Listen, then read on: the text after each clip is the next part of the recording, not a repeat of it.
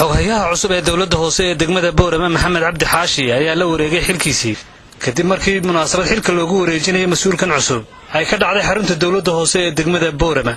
munaasabadan ayaa waxa goobjoog ka ahaa gudoomiyaha gobolka Awdal Axmed Xaddi Sidci, gudoomiyaha golaha deegaanka ee degmada Boorama Cabdiraxmaan Shidabile, gudoomiyaha ku-xigeenka degmada Boorama Muumin Gadiid Cumar, xubnaha golaha deegaanka ee degmada Boorama iyo shaqaalaha dawladda hoose ee degmada Boorama iyo duqay iyo wax karad ka tirsan magaalada Boorama qaar. xogayihii hore ee dawladda hoose ee degmada Boorama Cabdikariim Aw Cismaan oo si rasmi ah ugu wareejiyay xilkaasi xogayaha cusub isagoo ka hadlayay muddadii xilka uu hayay iyo wax qabadkiisa ayaa sheegay inay kordhiyeen miisaaniyadda dawladda hoose ee degmada Boorama, wuxuuna u mahad celiyay mas'uuliyiinta degmada, golaha deegaanka ee degmada Boorama iyo shaqaalaha dawladda hoose ee ay wada shaqayntu ka dhaxaysay muddadii xilka uu hayay. xogayaha hore Cabdikariim Aw Cismaan oo arrintaa faahfaahin ka bixinaya ayaa hadaladiisa waxa ka mid ahaa: isku xidhasa jaamacadda Camuud waxaan gudoomiyuhu u sheegay waxaan soo garanay gidaar in laga dhigo, waayo hablahan iyo nabada qurux badan soo koraya ay wax ku akhrisan karaan ay noqon karto magaalooyinka taana waxa weeyaan doonaa u gaara haddaynu tamanino isku tagno oo idaan oo Cabdiraxmaan Shidaa waxaan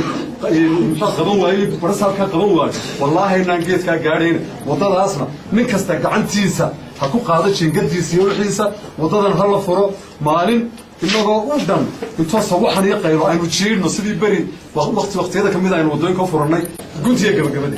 maxamed cabdi xaashi saaxiib dad baan kugu jecelahay, ninkaan dhiigoo bixin lahay dhiiggay bixin laabaad. shaqadan aad timido waa shaqo fiican, waa shaqo aad u muuqanaysa. dadku waxay dhahaan dawladdu waa inkaar ma waxay ku xidhan tahay kolbada steerinka qofka hayay ku xidhan tahay. waxaan kugula talinayaa caqligeedina waad leedahay, cilmigeedina waad leedahay.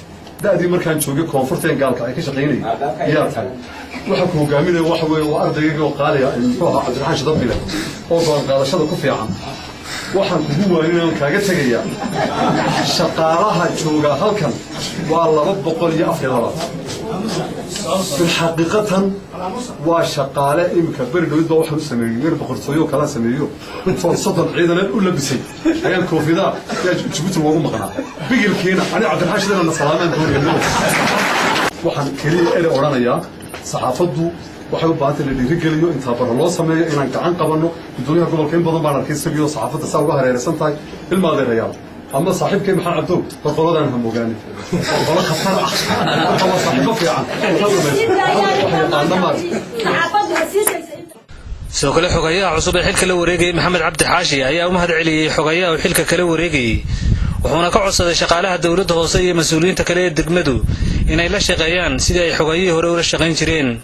Maxamed Cabdi Xaashi oo arrimaha ka hadlay ayaa waxa hadaladiisii ka mid ah: Cabdikariim waa nin meesha ka sii tagaya, waa nin in badan ka sheekeynaya inta uu joogay wuxuu la kulmay, wixii uu soo qabtay, wixii carqalada uu la kulmay. anigu waxaan la kulmay ma jirto, waxaan weli qabtayna ma jiro. waxa kale oo maaragta Cabdikariim intii wanaagsaneed uu sheegay in yaroo uu qarsaday baan doonayaa dadka inaan u sheego. Cabdikariim wuxuu maanta igu wareejinayaa 107 milyan oo deyna. waan qaadaya dhabarkeygii baan leeyahay waan bixinaya. dadweynuhuna inay ogaadaan baan doonayaa deynta in la igu wareejiyo. waxa kale oo sheegay account-kan waxa ku jirta lacag 7 milyan ah. maxamed cabdi 107 milyan oo saxeexo ugu wareejay soo far laimka markaan saxeexo ee kharashka aan ku xisaabtanaa kugu wareejinaya. waxa saxeexood imika sheegtaa ma yaalo weli 107 milyan ma wareejin. shaqaalahayga waxaan leeyahay war cid ma sito, qolana ma sito. mas'uuliyiin idin ka mid noqon doona, wanaagiina ka shaqayn doona. shakhsiyaadka wanaagsan ee la tilmaamayna wanaagoogii waan ka rabaa inay sii wadaan. aniga xaggayga dhiirigelintii ay ku qabeen mas'uulka hore way igala kulmi doonaan. gudoomiyaha golaha deegaanka ee degmada Boorama Cabdiraxmaan Shidabile oo isna munaasabadda xil wareejinta ka hadlay ayaa u mahad celiyay xogayaha hore sida uu gutay xilkiisa, wuxuuna soo dhaweeyay xogayaha cusub ee loo magacaabay. waxaan u sii sabootiyeynaa wuxuu qabtay baan ku sii sabootiyeynaa, kan cusubna waxaan ku soo dhaweynaynaa. xogayaha cusubna waxaan ku soo dhaweynaynaa qorshayaasha yaalla iyo ajandayaasha yaalla ee ku talagalka waxqabadka dawladda hoose ayaan ku soo dhaweynaynaa. maxamed dadda in lagu wareejinayo isagu qaadanaya meesha ma taaladee.